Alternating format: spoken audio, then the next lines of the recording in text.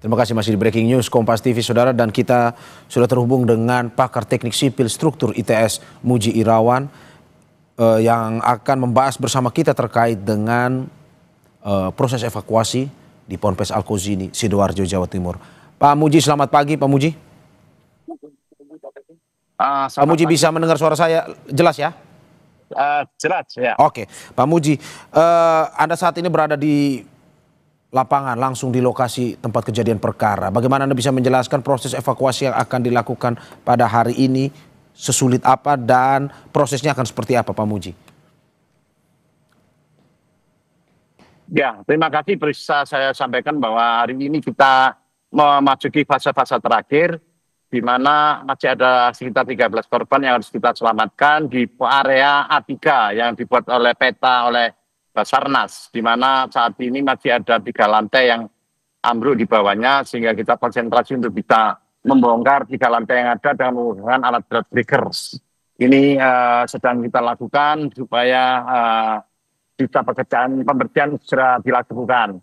Pada intinya kami ingin membuka akses ke lokasi korban agar bisa mengevakuasi 13 korban yang ada, sehingga pekerjaan untuk evakuasi korban bisa dinyatakan selesai oleh Basarnas. Yang sedang kita sampaikan, mudah-mudahan sampai jam 12 atau jam 13 bisa selesai pagi ini. Demikian. Oke, Pak Muji, ini kan kabarnya reruntuhan tersebut sisa 20% yang akan nantinya dibongkar. Kalau melihat, apakah mungkin saja pada hari ini 20% tersebut akan diselesaikan hingga tuntas, atau bagaimana sebenarnya pembongkaran ataupun pencarian evakuasi tersebut? Kalau pembongkaran dalam rangka evakuasi memang tinggal 15-20%, itu diupayakan selesai hari ini, dan dilanjutkan pembersihan puing-puing yang sisa yang sudah tidak ada korban, dan fokus pada kondisi untuk menghindari konstruksi yang menyangkut di kondisi bangunan existing agar bangunan existing tidak tertarik ambruk.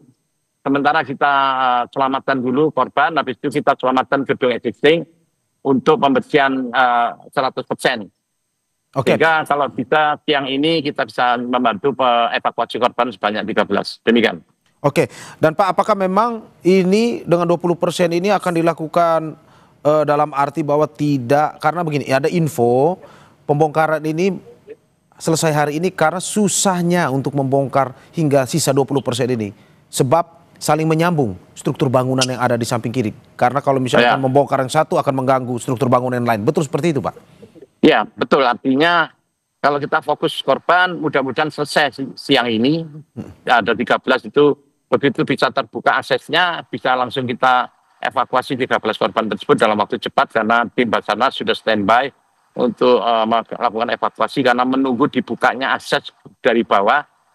Di bawah tumpukan 3 lantai yang ada di atasnya, itu kita fokuskan itu sehingga pekerjaan Basarnas untuk evakuasi korban selesai. Selanjutnya kalau evakuasi korban selesai, kami akan berhati-hati untuk menarik atau membongkar sisa puing-puing yang ada yang tersangkut pada gedung existing, agar tidak ada tarikan pada gedung existing sehingga gedung existing akan tidak stabil dan menyebabkan roboh. Ini juga hal sangat penting. Meskipun evakuasi korban selesai dilaksanakan. Oke, Pak Muji, ini saya catat juga bahwa perhatian ini langsung dari Presiden Prabowo yang mengatakan akan mendata kondisi konstruksi bangunan pondok pesantren di seluruh Indonesia. Berhubungan dengan konstruksi ini, kalau Anda melihat dari pesantren Al-Kozini, apakah menurut Anda ini sebuah konstruksi yang tidak sesuai aturan atau seperti apa sebenarnya? Ya, kalau ditanya mana yang paling penting untuk konstruksi seperti fasilitas umum pendidikan yang berbentuk gedung bertingkat ini, adalah yang kami temukan bahwa sambungan-sambungannya itu tidak bekerja, tidak dipasang dengan baik. Kayaknya orang bisa membangun bentuknya dari luar sama, tapi di dalamnya sambungan-sambungan tulangan antar balok kolom, balok-balok ini dikerjakan tidak sempurna. Begitu ada goyangan atau beban berlebih, ini langsung ambruk dan kolaps seketika, dan ini membahayakan orang-orang atau penghuni yang ada di bawahnya. Sekali lagi, pun mengacu pada perintah Presiden kepada teman-teman atau siapapun pemilik fasilitas umum yang akan dibangun, silakan untuk berkonsultasi dengan pemerintah daerah setempat atau kami perguruan tinggi untuk melakukan konsultasi agar di dalam baik perencanaan maupun pelaksanaan bisa aman, safety faktornya cukup, sehingga aset ini bisa dimanfaatkan dengan baik oleh penghuninya nantinya dalam jangka waktu yang cukup panjang. Seperti itu, kami siap dan sebetulnya standar nasional Indonesia sudah beredar cukup lama dan bisa diaju, bisa dipakai sebagai acuan dalam pembangunan gedung, khususnya gedung bertingkat. Demikian. Oke, Pak Muji, bangunan yang roboh satu sisi, tapi bagaimana Anda melihat dengan bangunan yang masih berdiri di Ponpes Al-Qoz ini? Apakah menurut Anda, dari pengamatan Anda, memang sudah sesuai dengan konstruksinya sehingga aman atau bagaimana? Ya, untuk memastikan pertanyaan tadi apakah konstruksinya masih aman apa tidak, secara visual memang ini perlu di-assessment, perlu diperiksa lagi. Ada beberapa solusi untuk gedung existing yang ada, bila mana bisa dilakukan perkuatan, ya nanti kita bantu untuk metode atau teknik perkuatan. Bila mana harus dibongkar, ya harus dibongkar karena kalau tidak akan membahayakan bangunannya. Tetap saya geser karena ekskavatornya mau berat. Oke, silakan Pak. Ya. Saya harus berarti tetap berhati-hati dalam berada di lapangan dan sambil kita mencari informasi terus. Nah Pak, apa sebenarnya yang Anda ingin sampaikan bahwa ke depan apakah memang secara umum apa yang menjadi kejadian di Ponpes Al-Qoz ini 1 dan 2 atau Anda melihat sebenarnya banyak bangunan baik itu sekolah maupun asrama di wilayah Indonesia ataupun di Jawa Timur lah kita spesifik itu yang masih konstruksinya ini masih betul-betul tidak sesuai dengan aturan sebenarnya? Ya, saya tidak bisa berandai-andai. Intinya kami siap, tidak hanya pondok pesantren Al-Qoz ini, pondok-pondok pesantren yang lainnya pun kita siap dan itu sudah pernah saya lakukan di beberapa pondok yang meminta bantuan ke saya, daerah Lamongan, daerah Situbondo, ada berapa juga masjid-masjid yang mempunyai lantai yang cukup tinggi, termasuk kubahnya sudah sering kita bantu. Monggo yang lainnya bisa kita bisa merapat ke kami untuk kita bantu. Dan sebetulnya pemerintah daerah setempat juga sudah boleh didatangi untuk minta bantuan baik perencanaan maupun pengawasan pembangunan. Saya kira itu. Saya kira kita tidak bisa berandai-andai. Mari kita bersama-sama membangun aset yang cukup handal. Oke. Demikian. Dan apakah ini Anda juga sudah memberikan masukan kepada pemerintah setempat, baik itu pemerintah provinsi, kabupaten, sehingga tidak terjadi hal yang serupa? Ya, ini sudah saya sampaikan kepada pemerintah Kabupaten Sidoarjo dan Provinsi Jawa Timur. Kami ITS siap melakukan bantuan backup untuk agar pembangunan aset fasilitas pendidikan ini bisa berjalan dengan baik, mulai dari perencanaan maupun pelaksanaan aman buat penghuninya. Oke, Pak, kalau lebih teknis soal pencarian hari ini, bagaimana Anda melihat bahwa pencarian hari ini akan lebih banyak menggunakan alat berat untuk menyelesaikan yang sisanya itu, atau lebih banyak tenaga manusianya dalam arti untuk membongkar reruntuhan yang sisa 20% itu? Saya kira yang saat ini kita fokus ke alat-alat berat karena masih ada 3 lapis lantai yang kita bongkar. Namun demikian kita juga tetap harus memanfaatkan pengambilan material dalam kondisi manual ya.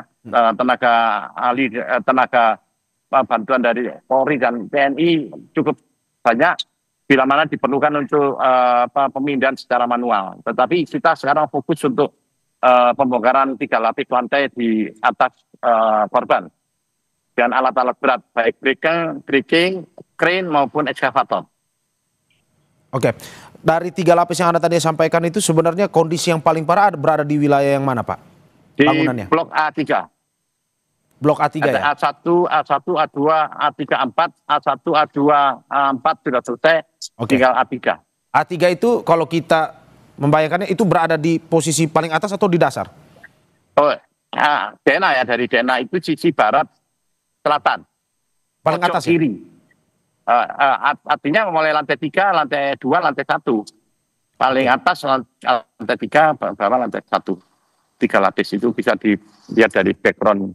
Itu yang terlihat adalah lantai 3. Oke, berarti kalau kita simpulkan ini karena posisi fondasinya atau dasarnya itu tidak bisa menahan beban yang terus berada di atas ya?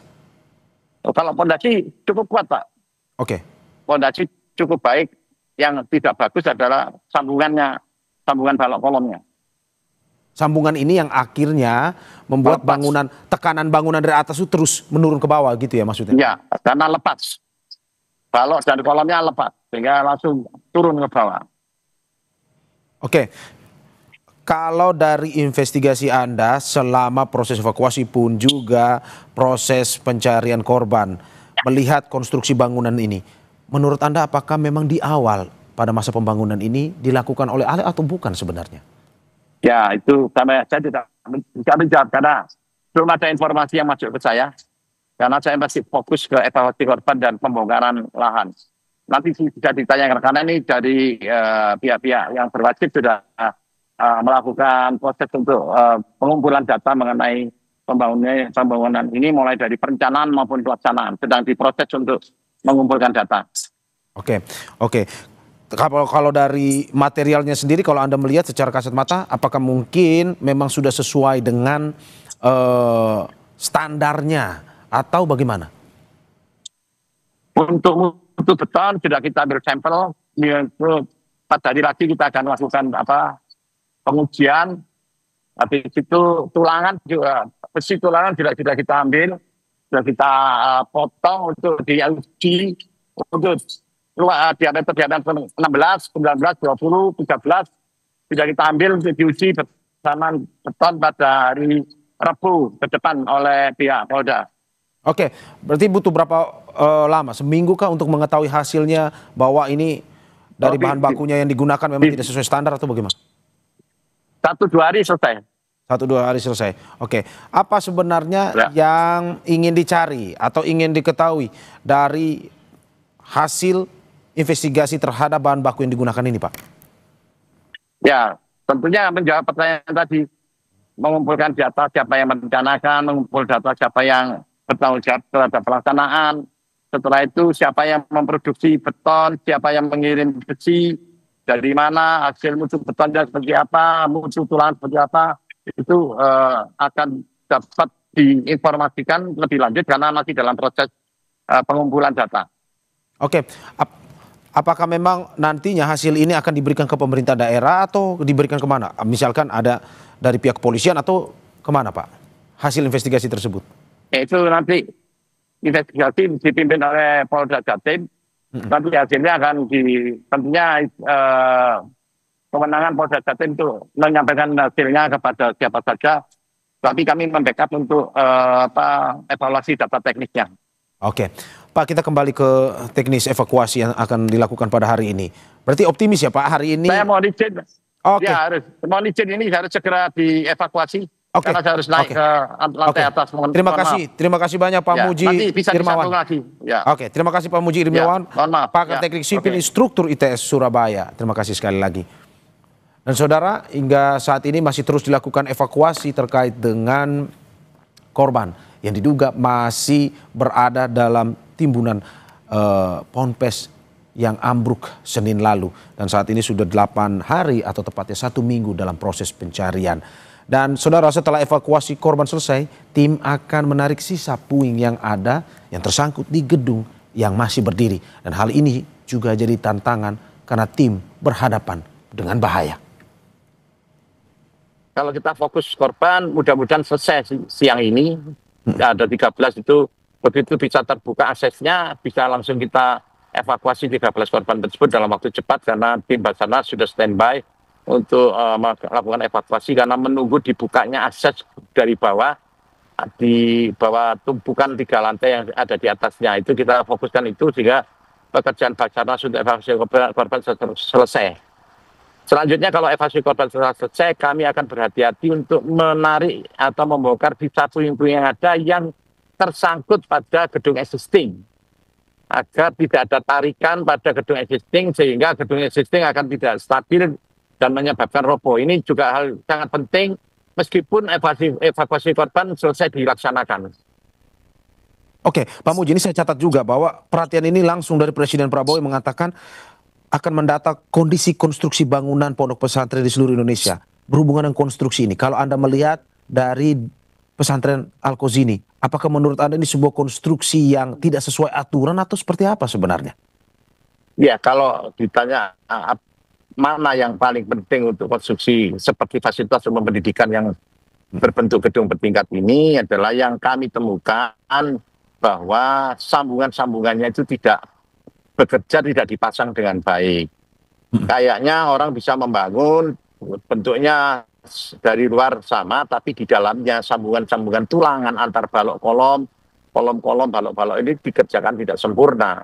Begitu ada goyangan atau beban berlebih, ini langsung ambruk dan kolaps seketika, dan ini membahayakan orang-orang atau penghuni yang ada di bawahnya. Sekali lagi, pun mengacu pada perintah Presiden, kepada teman-teman atau siapapun pemilik fasilitas umum yang akan dibangun, silakan untuk berkonsultasi dengan pemerintah daerah setempat atau kami perguruan tinggi untuk melakukan konsultasi agar di dalam baik perencanaan maupun pelaksanaan bisa aman, safety faktornya cukup, sehingga aset ini bisa dimanfaatkan dengan baik oleh penghuninya nantinya dalam jangka waktu yang cukup panjang. Seperti itu, kami siap, dan sebetulnya standar nasional Indonesia sudah beredar cukup lama dan bisa diaju, bisa dipakai.